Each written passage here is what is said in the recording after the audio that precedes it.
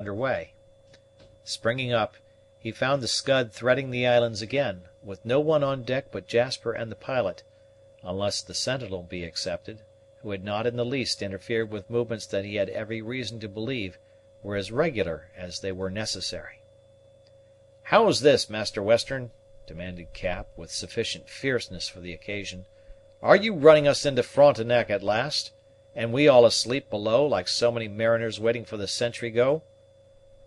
"This is according to orders, Master Cap, Major Duncan having commanded me never to approach the station unless at a moment when the people were below, for he does not wish there should be more pilots in these waters than the king has need of." "Whew! A pretty job I should have made of running down among these bushes and rocks with no one on deck. Why, a regular York branch could make nothing of such a channel." "I always thought, sir," said Jasper, smiling, "you would have done better had you left the cutter in my hands until she had safely reached her place of destination." "We should have done it, Jasper, we should have done it, had it not been for a circumstance. These circumstances are serious matters, and no prudent man will overlook them." "Well, sir, I hope there is now an end of 'em. We shall arrive in less than an hour if the wind holds, and then you'll be safe from any circumstances that I can contrive." "Humph!" Cap was obliged to acquiesce, and as everything around him had the appearance of Jasper's being sincere, there was not much difficulty in making up his mind to submit. It would not have been easy indeed for a person the most sensitive on the subject of circumstances to fancy that the Scud was anywhere in the vicinity of a port so long established and so well known on the frontiers as Frontenac. The islands might not have been literally 1,000 in number, but they were so numerous and small as to baffle calculation, though occasionally one of larger size than common was passed. Jasper had quitted what might have been termed the main channel, and was winding his way, with a good stiff breeze and a favorable current, through passes that were sometimes so narrow that there appeared to be barely room sufficient for the Scud's spars to clear the trees, while at other moments he shot across little bays, and buried the cutter again amid rocks, forests, and bushes. The water was so transparent that there was no occasion for the lead, and being of very equal depth, little risk was actually run, though Cap, with his maritime habits, was in a constant fever lest they should strike. I give it up, Pathfinder," the old seaman at length exclaimed, when the little vessel emerged in safety from the 20th of these narrow inlets through which she had been so boldly carried. "This is defying the very nature of seamanship, and sending all its laws and rules to the devil." "Nay, nay, Saltwater, 'tis the perfection of the art. You perceive that Jasper never falters, but, like a hound with a true nose, he runs with his head high, as if he had a strong scent. My life on it, the lad brings us out right in the end, as he would have done in the beginning had we given him leave." "No pilot, no lead, no beacons, buoys, or lighthouses, no—" "Trail," interrupted Pathfinder, "for that to me is the most mysterious part of the business. Water leaves no trail, as every one knows, and yet here is Jasper moving ahead as boldly as if he had before his eyes the prints of the moccasins on leaves, as plainly as we can see the sun in the heaven." "Damn me if I believe there is even any compass." "Stand by to haul down the jib!" called out Jasper, who merely smiled at the remarks of his companion. "Haul down! Starboard your helm! Starboard hard! So! Meet her! Gently there with the helm! Touch her lightly! Now jump ashore with the fast, lad! No, heave! There are some of our people ready to take it." All this passed so quickly as barely to allow the spectator time to note the different evolutions ere the Scud had been thrown into the wind under her mainsail shivered, next cast a little by the use of the rudder only, and then she set bodily alongside of a natural rocky quay, where she was immediately secured by good fasts run to the shore. In a word, the station was reached, and the men of the 55th were greeted by their expecting comrades with the satisfaction which a relief usually brings. Mabel sprang up on the shore with a delight which she did not care to express. and her father led his men after her with an alacrity which proved how wearied he had become of the cutter.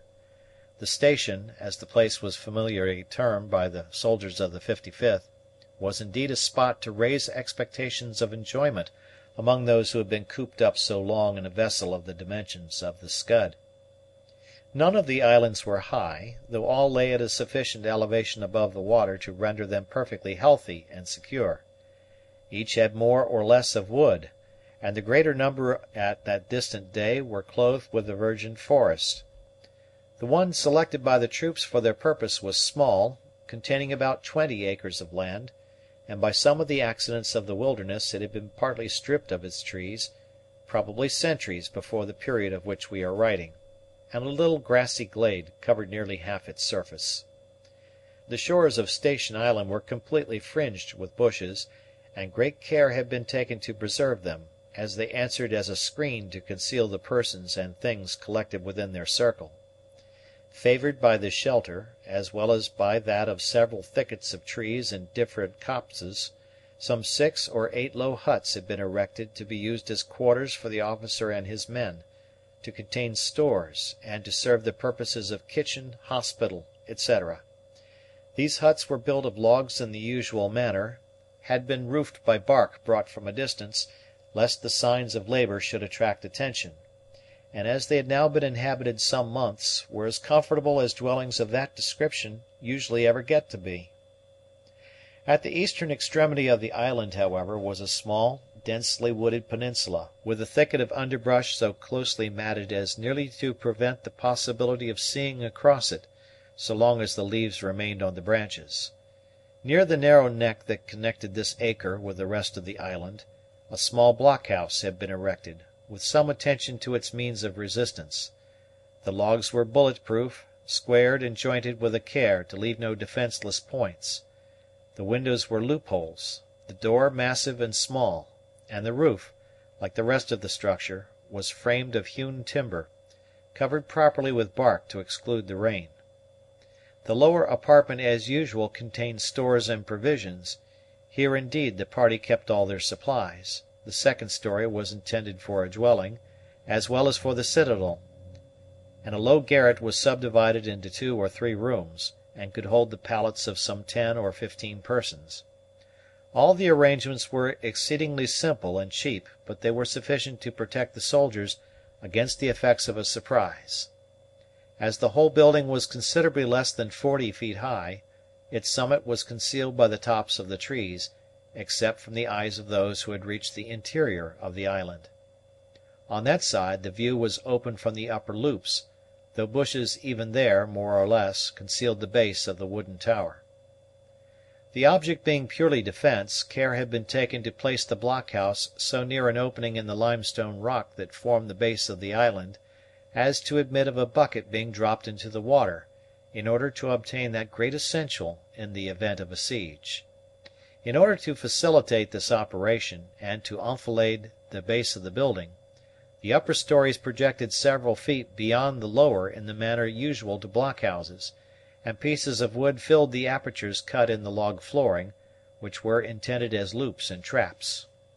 The communications between the different stories were by means of ladders.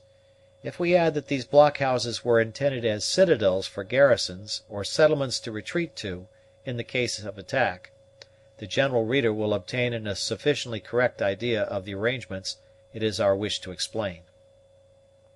But the situation of the island itself formed its principal merit as a military position. Lying in the midst of 20 others, it was not an easy matter to find it, since boats might pass quite near, and by glimpses caught through the openings, this particular island would be taken for a part of some other. Indeed, the channels between the islands which lay around the one we have been describing were so narrow that it was even difficult to say which portions of the land were connected, or which separated, even as one stood in the center, with the expressed desire of ascertaining the truth.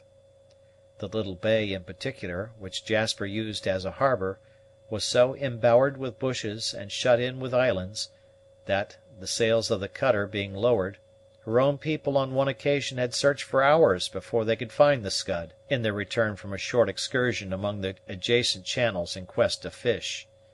In short, the place